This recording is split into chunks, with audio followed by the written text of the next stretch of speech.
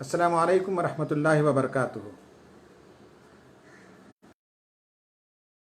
करीम अम्मा बाद रब्बि इश्रह ली सदरी वयस्सिर ली अमरी वहलुल उक़दतम मिन लिसानी यफ़क़हू क़ौली। रब्बि यस्सिर वला तुअस्सिर वतमिम बिल खैर सुब्हानका ला इल्म लना इल्ला मा अल्लमतना इन्नका अंतल अलीमुल हकीम। नौजवान दोस्तों, बुज़ुर्गों, माँ और बहनों, एसआईओ के मैगज़ीन द कंपेनियन के पोर्टल की तरफ से इस वर्चुअल मीडियम के ज़रिए से आपसे मुलाकात का शर्फ मिल रहा है। मुझे बड़ी खुशी हो रही है। आज जिस मौजू पर मुझे इजहार ख़याल करने के लिए कहा गया है वो है साइकोलॉजिकल हेल्थ ड्यूरिंग पैंडमिक। इस वक्त कोरोना की वबा अपनी शिद्दत और पूरी कहर सामानी के साथ सारी दुनिया में बिलखुसूस और हिंदुस्तान में बिलउमूम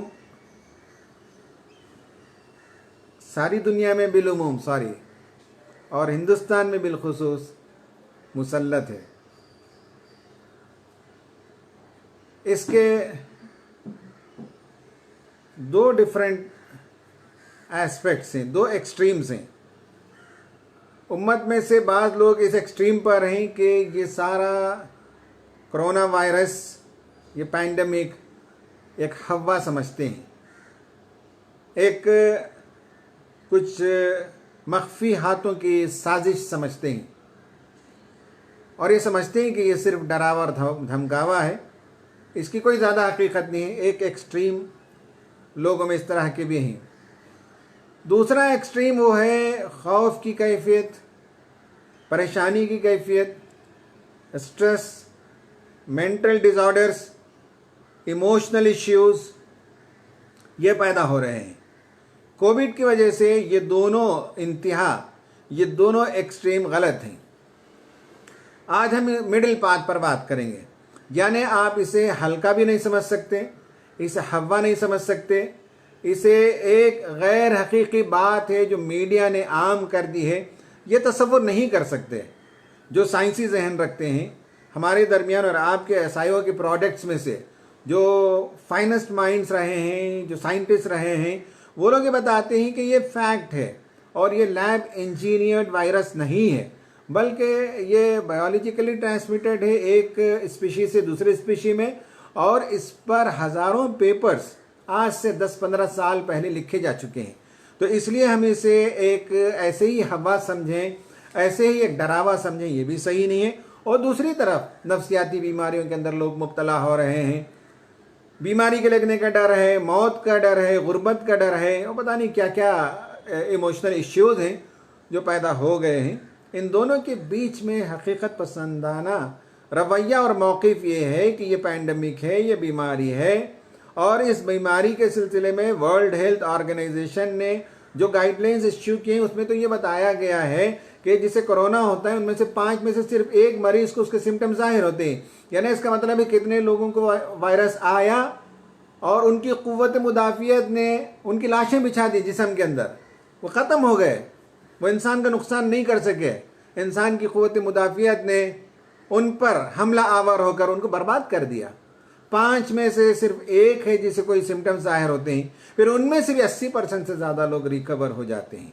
ये एक हकीकत है, इसे तस्लीम करना चाहिए, इसके साथ हम जिएंगे। साइंटिस्ट ने बताया कि 2021 दिसंबर तक ये पैंडमिक चलेगा। ये ह्यूमन कैलकुलेशन है, सही इल्म तो अल्लाह के पास है। कब तक ये वबा चलेगी हमें पता नहीं है, लेकिन 2021 तक इसका मतलब है और 1.5 साल मेंटली प्रिपेयर्ड रहें किसी के साथ जीना है। ये बुनियादी बात थी जो मुझे पहले अर्ज करनी थी। अब मैं आता हूं मेरे दिए गए मौजू पर, psychological health during pandemic. Psychological health पर काफ़ी रिसर्च मौजूद है।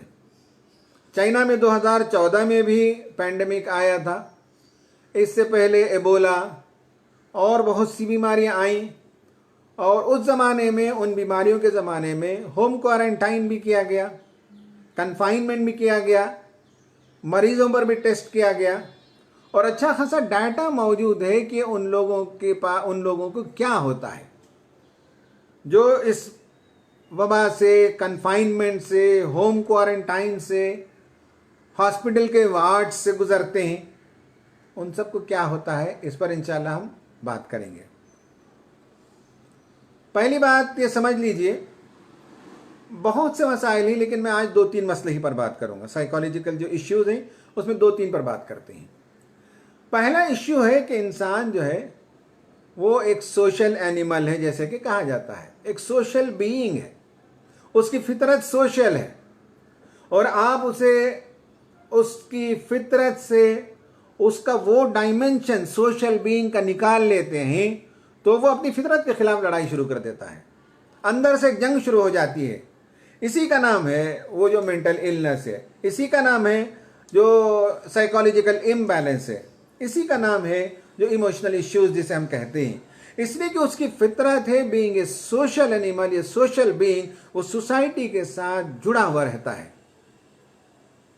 समझदार आदमी की भी अपनी सोसाइटियां होती हैं, मामूली किस्म के लोगों की भी अपनी सोसाइटियां, अपने ग्रुप्स होते हैं, इंटेलेक्चुअल्स के अपने ग्रुप होते हैं, रिलीजियस लोगों के अपने ग्रुप्स होते हैं, जिनका कोई रिलीजन नहीं उनका अपना ग्रुप होता है, बूढ़ों का अलग ग्रुप, लड़कियों का अलग ग्रुप। दुनिया तो ऐसी ही बनी है।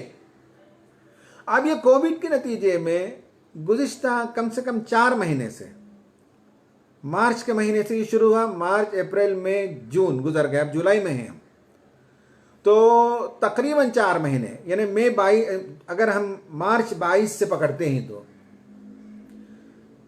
होम क्वारंटाइन में मौजूद हैं काफ़ी बड़ी तादाद में। यहां तक कि लोगों का जॉब भी घर ही से हो रहा है। इसके नतीजे में लोगों की समाजी जिंदगी खत्म हो गई, जिसके नतीजे में उनके प्रॉब्लम्स पैदा हो गए। सुबह में बूढ़े लोग वॉकिंग के लिए जाते थे, दूध खरीद कर ले आते थे, एक्सरसाइज करते थे पार्कों में, अब उनसे वो छीन लिया गया तो उनकी बेकरारी गुज़िश्ता 4 महीनों से बढ़ गई है। औरतों की अपनी सोसाइटियां होती हैं, दोपहर के वक्त अपार्टमेंट की खवातीन, मोहल्ले की खवातीन आपस में जमा हो जाती हैं, बातें करती हैं, हफ्ते में एक मरतबा इज्तिमा होता है, या इधर चली गई उधर चली गई, शादी ब्याह और बहुत से रसूम और रिवाज में जाती हैं, मुलाकातें करती हैं, तो आपस में उनका दिल बहलता है, दिल हल्का होता है, बहुत सी चीज़ें वो शेयर करती हैं। ये उनसे छीन लिया गया। लड़के हैं, उनका मशगला है कि वो बाहर निकलते हैं, एक तो स्कूल में जाए तो स्कूल की तालीम के नतीजे में मिलना जुलना, कांग्रीगेशन, ग्रुप एक्टिविटी होती है। और जिस ज़माने में स्कूल नहीं है, जैसे कि समर वेकेशन भी गुजर गया, बीच में से पता ही नहीं चला कि समर वेकेशन आया कब गया कब। समर वेकेशन के दरमियान रिश्तेदार जमा होते हैं, स्विमिंग पूल में जो है धूम धड़ाका करते हैं, क्रिकेट खेलने चले जाते हैं, पहाड़ों को चले जाते हैं, नदियों को चले जाते हैं। ये सब उनसे छीन लिया गया गुज़िश्ता 4 महीने से। छोटे बच्चे जो स्कूल जाते हैं उनकी ज़िंदगी का बड़ा नया तजुर्बा है स्कूल जाना, नए नए कपड़े पहनना, शू पहनना और बैग लगाकर और टिफ़न कैरियर पकड़ कर जाना, स्कूल जाना, रंग बिरंगे खिलौनों से खेलना। अभी उनकी शुरुआत हुई थी, किसी के 6 महीने, किसी के 1 साल, किसी के 2 साल, बेबी सिटिंग और किंडरगार्टन। उनसे जब वो छीन लिया गया तो परसों भी एक इज्तिमा में एक माँ ने मुझसे सवाल किया कि अमीन साहब, हमारी बच्ची बस 1 साल गई और उसका 1 साल ख़त्म होने वाला था मार्च में, लॉकडाउन हो गया, लोग घरों में बंद हो गए, अब बच्ची के अंदर जो है बहुत से इश्यूज पैदा हो रहे हैं। मेरा यह कहना है, पहली बात वो ये है कि इंसान की जो सोशल लाइफ है, वो सोशल लाइफ के ख़त्म हो जाने के नतीजे में उसके अंदर गो ना गो मसाइल पैदा हो जाते हैं, स्ट्रेस पैदा हो जाता है, टेंशन है, डिप्रेशन है, एंग्जाइटी है, घरों में क्वारल्स हैं, घरों में डोमेस्टिक वायलेंस है और बहुत से इश्यूज पैदा होते हैं। मौका नहीं हम उसमें तफसील में जाएं, इस पर हम बाद में और बच्चों के हवाले से आएंगे इस मौजू पर। दूसरा इश्यू है साइकोलॉजिकल इश्यू, वो ये है कि इंसानों के दरमियान खौफ ने उनके जहनों पर गिरफ्त जमा लिया है। फियर साइकोलॉजी, किस किस का फियर? तन्हाई का फियर, मर जाने का डर, कोविड के लग जाने का डर, कोई मेहमान आता है तो उससे डर, अपार्टमेंट में कोई नया आदमी आ जाता है तो उससे डर। कॉल आ रहा है हामिद।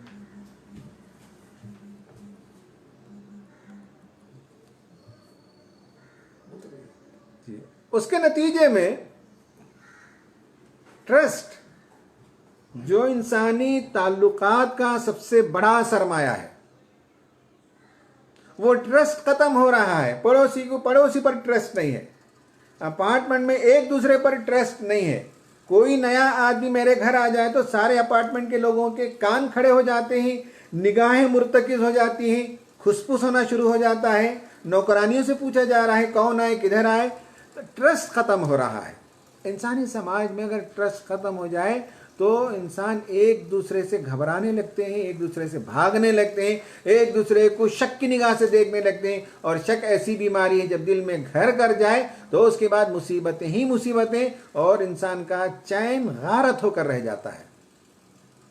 ये दूसरा प्रॉब्लम है कि एक तो कम्युनिटी लाइफ मुतासिर हुई, दूसरा फियर साइकोसिस ने ग्रिप कर लिया, उसके नतीजे में ट्रस्ट लॉस्ट हुआ एक दूसरे के साथ। अब वो एतमाद बाकी नहीं रहा।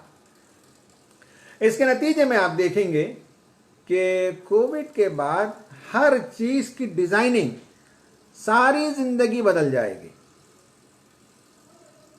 मस्जिदों का डिजाइन बदलेगा, थिएटर का डिजाइन बदलेगा, जिम का डिजाइन बदल जाएगा। वेस्ट में सन बात लेने के लिए लोग बीचेस में जाते हैं। अब फ्रांस के बीच में और मुख्तलिफ जगह बीचेस में डंडे गाड़ कर, रस्सियां बांधकर अलग अलग पूरा बीच आप देखेंगे तो जैसे हमारे यहाँ पार्किंग लॉट्स होते हैं उस तरह से लगेगा कि सारी चीज़ों की डिजाइनिंग बदलेगी, स्कूल की डिजाइनिंग बदलेगी हर जगह, क्योंकि शक है, सस्पिशन है, लॉस ऑफ ट्रस्ट का लॉस है। तो इसलिए एक दूसरे से करीब आने से डरते हैं लोग, और पूरी दुनिया और पूरी ज़िंदगी बदलेगी। ऑनलाइन ज़िंदगी शुरू हो गई है, वर्क फ्रॉम होम शुरू हो गया। जब लोग वर्क फ्रॉम होम करने लगे तो ऑफिसेस में क्यों जाएं, तो ऑफिसेस का लाखों रुपए का किराया क्यों दिया जाए, ऑफिसेस ख़त्म हो जाएंगे। जब वर्क फ्रॉम होम ही करना है तो स्टाफ नौजवान क्यों सिटी में 10-20 हज़ार रुपये के किराए का घर लेकर बैठेगा, वो अपने गाँव में चला जाएगा। जब गाँव में चला जाएगा तो ट्रैफिक कम हो जाएगी, पेट्रोल की कीमतें गिरेंगी, ज़िंदगी हल्की हो जाएगी, पूरा एक ड्रास्टिक चेंज आएगा इसके बाद, जिसके नतीजे में कम्युनिटी लाइफ मुतासिर ज़रूर होगी। खौफ की कैफियत जो है वो लोगों पर लागू हो जाएगी, दूरियां बनेगी, एतमाद कम होने लगेगा। ये सब इश्यूज आप देखेंगे कि ज़िंदगी बदलने वाली है। और इसमें ईसाइयों के लोगों को, नौजवानों को क्या तौर तरीक़े अपनाने चाहिए, इस पर हम इंशाअल्लाह ज़रा तफसील से और बात करेंगे। आपका मौजू है स्टूडेंट्स और बच्चे, उनकी नफ्सियाती सेहत पर मैं कुछ बात करता हूँ पहले, फिर उसके बाद हम सल्यूशन की तरफ आते हैं। बच्चों के सिलसिले में मैंने अभी जैसे बताया कि घरों में बंद होने के नतीजे में बहुत से प्रॉब्लम्स हो रहे हैं। बाहर बच्चों को आज़ादी मिलती है, स्कूल में आज़ादी मिलती है, गलियों में आज़ादी मिलती है, मैदान में चले जाते हैं, पार्क में चले जाते हैं, खेलते और कूदते हैं। घर में जब रहते हैं तो उनके खेलने कूदने से, उनके धूम धड़ाके से, उनके एक्टिविटीज़ से बड़ों को तकलीफ होती है, और बड़ों और बच्चों के दरमियान एक कश्मकश शुरू हो जाती है। उनको कंट्रोल में रखने की कोशिश की जाती है, उन्हें डांटा जाता है, डपटा जाता है, जिसके नतीजे में उनके मसाइल और बढ़ते चले जाते हैं। ये इस वक्त सूरत हाल हर जगह बच्चों के साथ, माँ बाप का रवैया सही नहीं है और ख़ुद बच्चे भी घरों के अंदर बैठे बैठे बहुत परेशान हैं।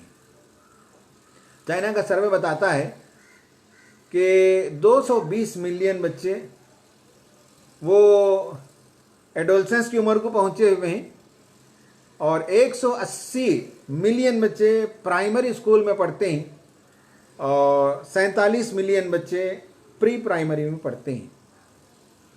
ये आप देखेंगे अगर तो तकरीबन 440 मिलियन ह्यूज पॉपुलेशन है। उन पर काम, उनका डाटा, उनकी स्टडी वहाँ मौजूद है। हमारे पास हिंदुस्तान में ये सारी चीज़ें मौजूद नहीं हैं। वहाँ ये मालूम हुआ कि होम क्वारंटाइन, लॉकडाउन और घरों में मुक़य्यद होने के नतीजे में बच्चों पर एक जबरी छुट्टी का माहौल है।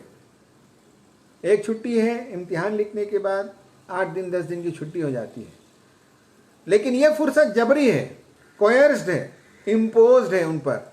और बच्चे जो है वो जो छुट्टी का माहौल होता है वो 8 दिन का होता है, 10 दिन का, 12 दिन का, 15 दिन का होता है। 4-4 महीने छुट्टी के माहौल में होने में छुट्टी की नफ्सियात अलग है, उसकी मेंटल कैफियत अलग है। अब वो कैफियत बच्चों के अंदर रूनुमा होना शुरू हो गई है। ये स्टडी, चाइना की स्टडी ये बताती है कि बच्चे अब वीकेंड के मूड में, समर हॉलीडे के मूड में, इसमें हॉलीडे में इंसान की फिजिकल एक्टिविटी कम हो जाती है, स्लीपिंग आवर्स ज़्यादा हो जाते हैं, अनहेल्थी फूड खाना ज़्यादा हो जाता है छुट्टियों में,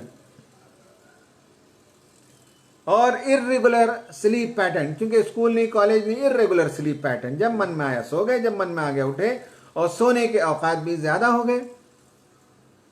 जैसे मैंने कहा कि लेस फेवरेबल डाइट खाना शुरू कर लिए, जिसके नतीजे में बच्चों के 2 प्रॉब्लम्स हो गए। एक, बच्चों का मसला हुआ वेट गेन का, फिजिकल एक्टिविटी नहीं है, दौड़ धूप नहीं है, ज़्यादा सोना है, उसके नतीजे में उनके अंदर मोटापा की बीमारी आ रही है। और कार्डियो रेस्पिरेटरी फिटनेस, दौड़ धूप करने से छोटी उम्र में लंग्स को और हमारे पूरे वाइटल ऑर्गन्स को जो काम मिलते हैं, जो हेल्थ मेंटेन होता है, वो हेल्थ मेंटेन नहीं होता। अब बच्चों के अंदर जो है वो कार्डियो रेस्पिरेटरी प्रॉब्लम्स भी पैदा हो रही हैं।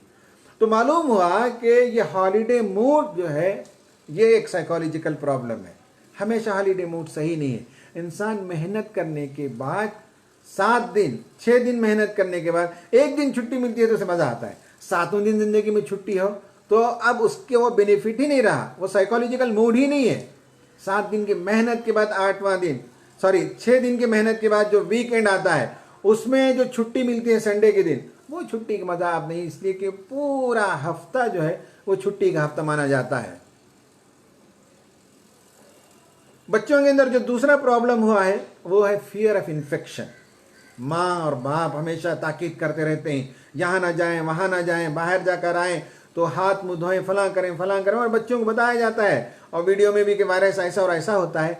बहुत से बच्चे रात में ख्वाब में वायरस देखते हैं, वायरस को देखकर डरते हैं, वायरस का नाम सुनकर रोने लगते हैं, छोटे बच्चे से 6, 7, 8 साल के बच्चे। ये दूसरा उनके अंदर प्रॉब्लम हो रहा है, ये स्ट्रेस पैदा हो रहा है जो अननेसेसरीली डेवलप हो गया है, जिसके बारे में सोचने की ज़रूरत है कि क्या किया जाए। पढ़ाई ख़त्म हो गई है, ऑनलाइन क्लासेस हैं जो सीरियस नहीं है, इसमें करने का काम क्या है, इस पर मैं इंशाल्लाह आपसे बात करूंगा। ये असल मौजू है। 4 चीज़ें हैं जो करने की हैं, मैं उस पर ज़रा नई बात है, गौर से सुने और उस पर थोड़ी सी स्टडी करें तो इंशाल्लाह आपको आइडिया होगा। सबसे पहली चीज़ ये है कि मेंटल हेल्थ के बारे में अवेयरनेस क्रिएट करना, ये आप जैसे नौजवानों का काम है। दीगर लोग, बड़े लोग दावती काम करते हैं, रुजू इल्लाह की मुहिम चला रहे हैं, गरीबों को खाना खिला रहे हैं और बहुत से काम वो करते हैं, उनके करने का काम है। आपके करने का काम, इसको अच्छी तरह से समझ लीजिए कि creating an awareness about mental health क्या चीज़ है। ये थोड़ा सा मैं डीपर जाऊंगा। इंसान को जो कुछ बीमारियां आती हैं, आप इससे इख्तलाफ कर सकते हैं, बाद में कभी आप चैट करना चाहें, बात करना चाहें तो करें। इंसान की बीमारियों के लिए एक बड़ा सबब वो खुद है। जो बीमारियां आती हैं, किसी को लंग्स का कैंसर है, किसी को इंटेस्टाइन का कैंसर है, किसी को वेनेरियल डिसीज हो गया है, किसी को एड्स की बीमारी लग गई है, आप ये नहीं कह सकते कि खुदा का दिया हुआ है, नहीं, ये इंसान के अपने हाथों की कमाई है। बीमारियां जो आती हैं उसके पीछे इंसान के अपने एक्टिविटीज हैं। तो बॉडी के अंदर जो कुछ होता है वो असल में केमिकल्स का फ्लो होता है। और अगर माइन्यूट में जाना चाहें तो इंसान 2 चीज़ों का नाम है, एक एनर्जी का नाम है और एक केमिकल का नाम है। इंसान का लास्ट माइन्यूट डिसेक्शन करेंगे तो वो सेल है और सेल के अंदर एनर्जी है। तो whole of your life is energy. Human being क्या है अगर पूछे मुझसे तो मैं कहूँगा इट्स एनर्जी। और दूसरा है केमिकल। पूरे इंसानी जिस्म के अंदर किस्म किस्म के केमिकल्स का फ्लो होता है। हाजिमे का केमिकल एक अलग होता है, नींद के वक्त एक अलग है, खुशी के वक्त एक अलग है, गुस्से के वक्त एक अलग केमिकल फ्लो होता है। पूरी इंसानी जिंदगी इधर इट इज एनर्जी और it's a flow of chemicals. मैं अभी मेंटल हेल्थ के अवेयरनेस पर आपसे बात कर रहा हूं। जब आदमी बीमार होता है तो डॉक्टर जो है वो सिम्टोमेटिक ट्रीटमेंट करता है। सिम्टम्स को देखकर खांसी बुखार है तो उसे गोली देता है।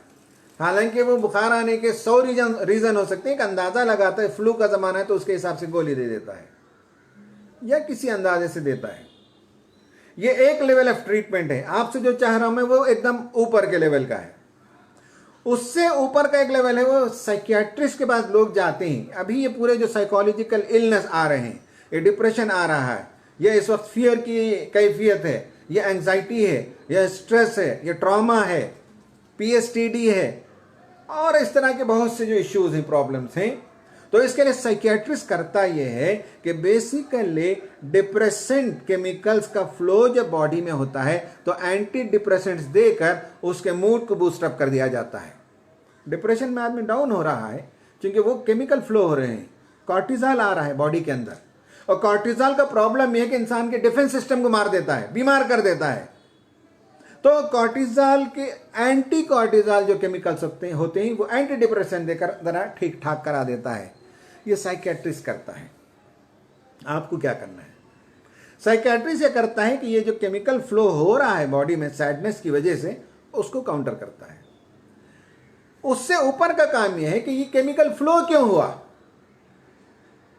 ये अगर रीजन फाइंड आउट करेंगे तो SIO के नौजवानों को करने का काम यहां है कि जहन अगर मुस्तहज़र रहे, जहन के अंदर खुशी रहे, जहन के अंदर खौफ ना हो, जहन के अंदर ईमान हो, ईमान की ताजगी हो, ईमान की हरारत हो, जिंदगी का मकसद हो, तब ये वो केमिकल फ्लो ही नहीं होते।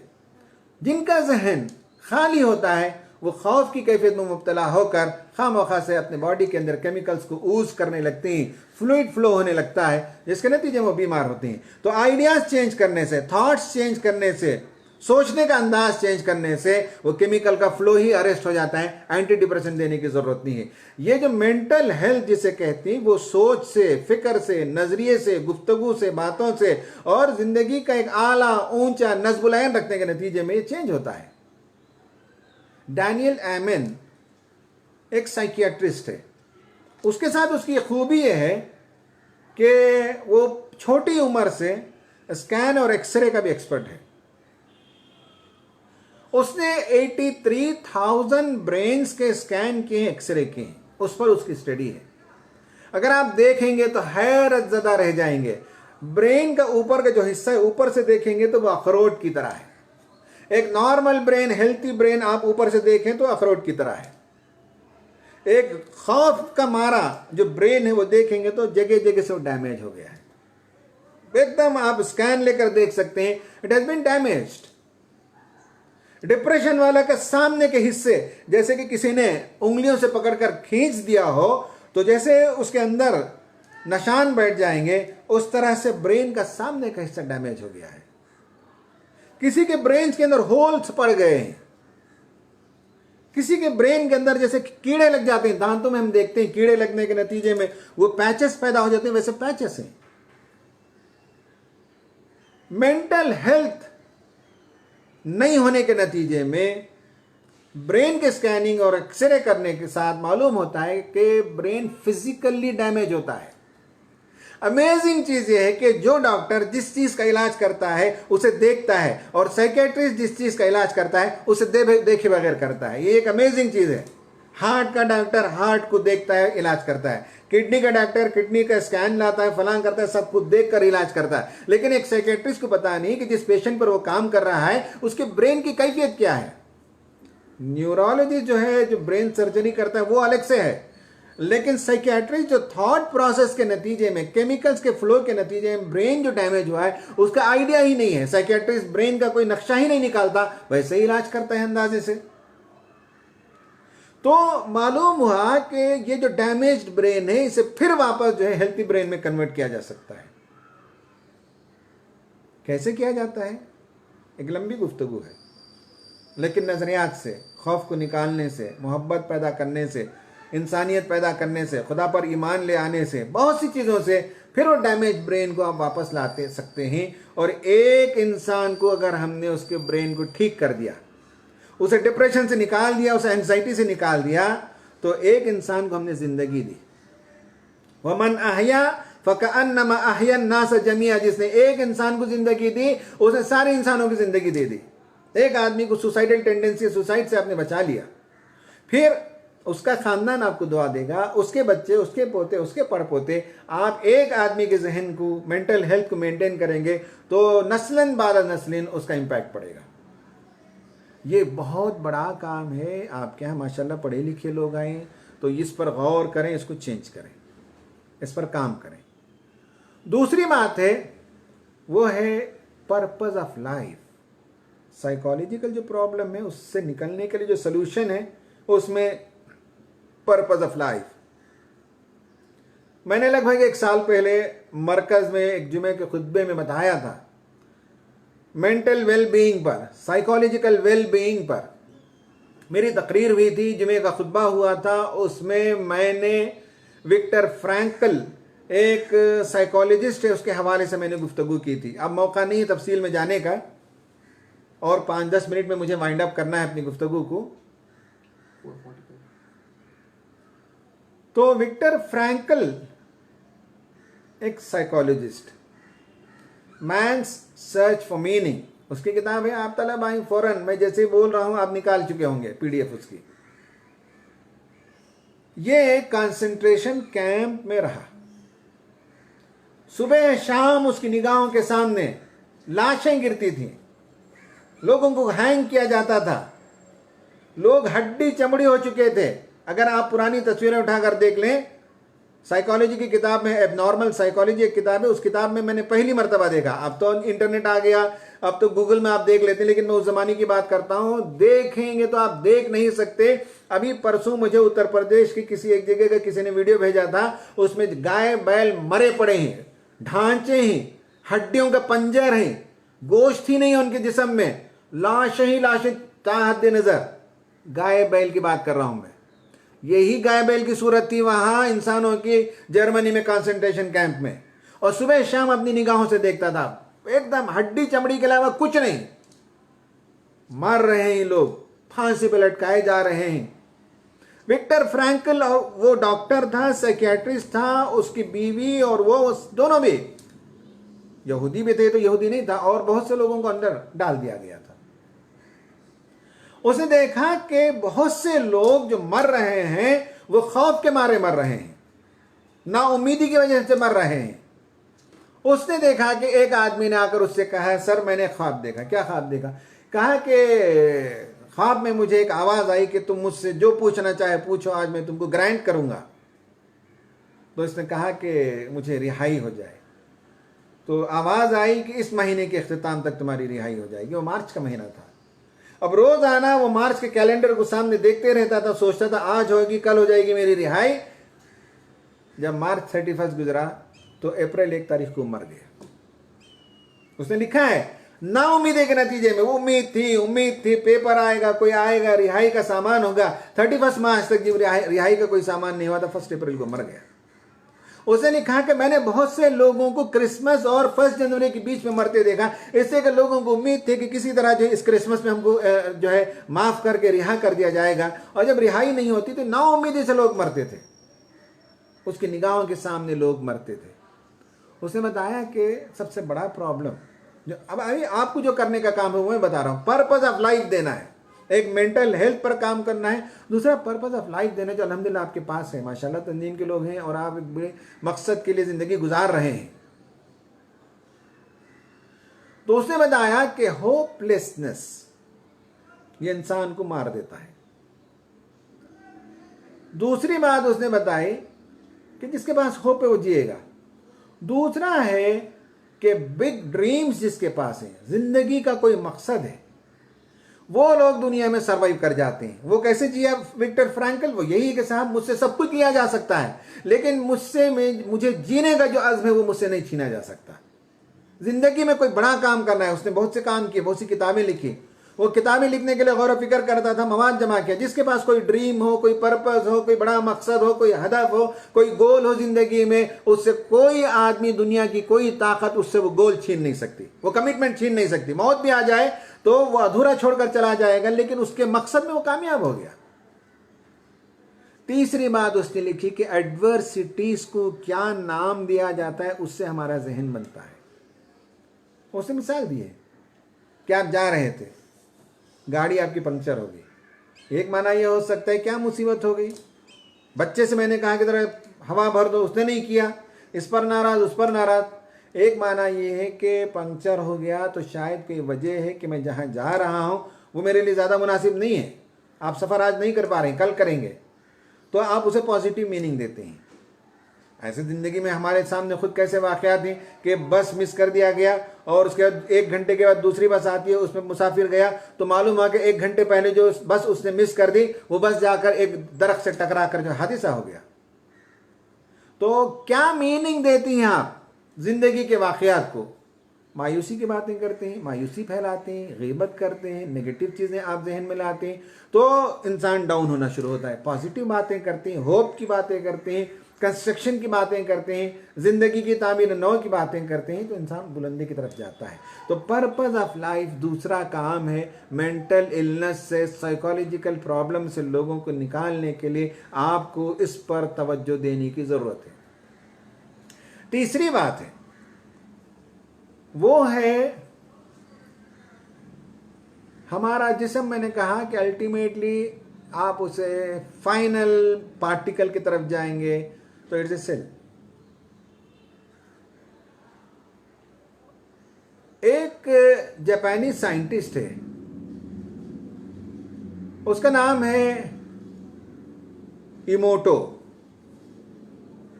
अगर आप जाकर देखें मसारू इमोटो के एक्सपेरिमेंट्स पर तो उसने वाटर मॉलिक्यूल पर तजुर्बे किए।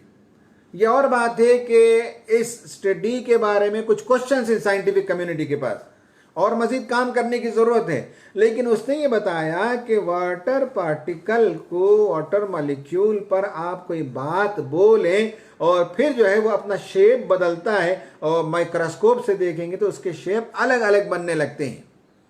उसने बताया कि आप किसी को थैंक्स कहें पानी को तो पानी का शेप देखेंगे खूबसूरत डायमंड की शक्ल इख्तियार करता है। लव यू कहें तो पानी का शेप दूसरा बदलता है, खूबसूरत बनता है। गाली दें तो एकदम जो है सुकड़ जाता है, उसका पूरा नक्शा जो है क्रैश हो जाता है मॉलिक्यूल। जमजम के पानी पर देखा तो उसका डिजाइन बहुत ब्यूटीफुल बना। गटर का पानी उठाकर उसके मॉलिक्यूल को देखा तो बहुत गदला है, उसका डी शेप्ड है, वो डीफॉर्म्ड है, उसका नक्शा ही खूबसूरत नहीं है। तो पानी पर इंसान के बोल के असरात, आपको ताज्जुब होगा कि मैं कौन सी बातें कर रहा हूं। सही बात यह है कि तजुर्बे हैं, ये जाकर देख लीजिए। हम जो बात कहते हैं पानी के मॉलिक्यूल पर उसका असर पड़ता है। अच्छी बात बोलें तो खूबसूरत डिजाइन बनता है, बुरी बात कहें तो गंदा डिजाइन बनता है। पूरा इंसानी जिस्म भी तो ज़्यादा, उसका बड़ा हिस्सा पानी है। इस पर आप अच्छी बात कहें तो पूरे बॉडी के मॉलिक्यूल का स्ट्रक्चर खूबसूरत बनता है। गंदी बात कहें तो पूरे बॉडी के स्ट्रक्चर के अंदर एक किस्म की तनाव की कैफियत पैदा हो जाती है। तो इसलिए जिस बॉडी को आप अच्छी कलिमात से, अच्छी बातों से नवाजेंगे, ज़िक्रुल्लाह करेंगे, कुरान की खूबसूरत तिलावत करेंगे, कुरान की खूबसूरत तिलावत की समाअत करेंगे, अच्छे तराने, नगमे, गाने आप सुनेंगे, अच्छी बातें सुनेंगे, सुनाएंगे, तो पूरे जिस्म की कैफियत के अंदर एक खुशी की लहर दौड़ जाती है। एक एक सेल ताज़ा हो जाता है, एक एक सेल के अंदर एनर्जी आ जाती है, एक एक सेल के अंदर हुस्न और खूबसूरती पैदा हो जाती है। इसलिए कि पानी के मॉलिक्यूल पर हमारी बात का असर है। जब हम अपने मॉलिक्यूल पर कुरान पढ़ते हैं, जिक्र करते हैं, दुआ करते हैं, अच्छी बातें करते हैं एक दूसरे के लिए, तो उसके नतीजे में हमारे अंदर साइकोलॉजिकल वेल बीइंग आती है और फिजियोलॉजिकल भी हम बहुत अच्छे बनने लगते हैं। ये तीसरी बात है कि हम अपनी नई नस्ल को याद दिलाएं कि खुदा की तरफ लौटें, खुदा का जिक्र करें, खुदा को याद करें, कुरान की खुश इल्हान तिलावत, उसके कॉम्पिटिशन्स रखाइए, उसके कोर्सेस चलाइए, नौजवानों को अपने कारकुनों को टारगेट दीजिए, ये सूरतें पढ़नी है, ये पारा पढ़ना है, खुश इल्हानी से पढ़ना है। घरों के अंदर तराने और अच्छे गाने और अच्छी क़िरात और अच्छे दरूद, इसका माहौल हो। ये पूरा एक मंसूबा है जिसके नतीजे में इंसान की नफ्सियाती सेहत और जिस्मानी सेहत दोनों बनती है। हम ज़िक्रुल्लाह के फ़ज़ाइल तो एक दूसरे तरीके से बयान करते हैं, लेकिन आप तलबा हैं इसलिए मैंने उसका एक साइंटिफिक पहलू आपके सामने रखा है। चौथी और आखिरी बात यह है कि तलबा के इश्यूज़ पर मौका नहीं है इस छोटे से आधे घंटे की तकरीर में आपको मैं तफसील से बताऊं कि स्टूडेंट्स पर उसके क्या क्या नेगेटिव इम्पैक्ट हो रहे हैं। मैंने जैसे बताया कि घरों के अंदर बंद कर देने के नतीजे में बच्चे घुटन की कैफियत में हैं, बच्चों की आज़ादी छिन गई है, बच्चों का बचपन छिन गया है, बच्चों को उनके दोस्त आशनाओं से दूर कर देने के नतीजे में वो जो उनकी सोशल बीइंग का जो डेवलपमेंट होता है वो रुक गया है, उनका इंटेलेक्चुअल डेवलपमेंट रुक गया है, उनका सोशल डेवलपमेंट रुक गया है, बहुत से नफ्सियाती मसाइल हो गए हैं।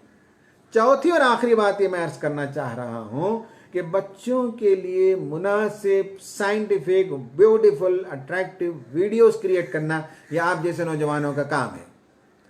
आप एक बेहतरीन तंजीम है, आपके पास बेशुमार रिसोर्सेस पाए जाते हैं, आपका प्लेटफॉर्म हिंदुस्तान में तलबा के लिए सबसे बड़ा प्लेटफॉर्म है।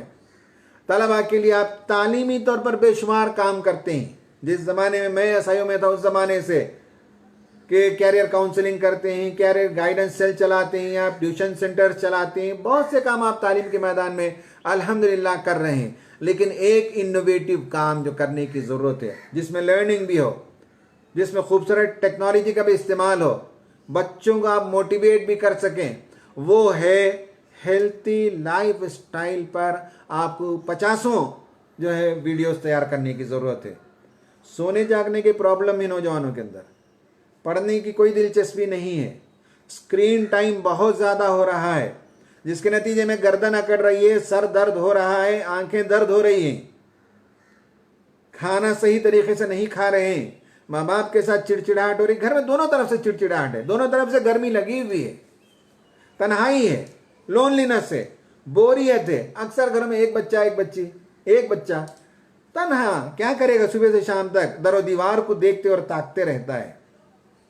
तो इसके नतीजे में जो लोनलीनेस के जो इश्यूज हैं, जो प्रॉब्लम्स हो रहे हैं, और स्लीप पैटर्न डिस्टर्ब हो रहा है, उनकी पर्सनालिटी डिस्टर्ब हो रही है, उनकी ज़िंदगी में हाइजीन नहीं है, उनका बेडरूम जाकर देखिए, उनके टॉयलेट्स देखिए, उनके बदन देखिए, हाइजीन नहीं है, हेल्थ नहीं है, लाइफ पैटर्न सही नहीं है, डाइट सही नहीं है और बिहेवियर सही नहीं है। तो आपका एक बहुत बड़ा एहसान है यंगर जनरेशन पर, और लोग इसे याद रखेंगे, और वो है कि आप लोगों के लिए हेल्थी लाइफ स्टाइल पर मुस्तकिल कंटेंट जारी करें। वीडियोस बना सकते हैं, तराने बना सकते हैं, ड्रामे बना सकते हैं, बहुत सी चीज़ें कर सकते हैं। कंटेंट क्रिएट करना आपका काम है, healthy life style for younger generation. इसलिए कि ना होने के नतीजे में साइकोलॉजिकल प्रॉब्लम्स हैं, डिस्ट्रेस है, एंग्जाइटी है, लड़ाई और झगड़े हैं, और बहुत से प्रॉब्लम्स पैदा हो रहे हैं। तन्हाई से रिलेटेड जितने प्रॉब्लम हैं, आइसोलेशन के नतीजे में, सेक्लूजन के नतीजे में जो प्रॉब्लम्स पैदा होते हैं, वो सारे प्रॉब्लम्स हमारी नई नस्ल के अंदर पैदा हो रहे हैं। अगर आपने ये काम कर लिया कि कंटेंट जनरेट किया आपने कार्टून्स के ज़रिए से और कॉमिक्स के ज़रिए से, वीडियोस के ज़रिए से और ड्रामा के ज़रिए से, गाने और तरानों के ज़रिए से आपने हेल्थी लाइफ स्टाइल को टारगेट बनाया और नई नस्ल के लिए आपने कंटेंट जनरेट किया, तो ये बहुत बड़ा सरमाया होगा, बहुत बड़ा एहसान होगा। मैं अपनी गुफ्तगू के अख्ताम पर पहुंच गया। वो ये है कि ये जो साइकोलॉजिकल प्रॉब्लम्स हैं उसका सलूशन क्या है। पहला सलूशन मैंने बताया कि मेंटल हेल्थ के बारे में अवेयरनेस क्रिएट करना।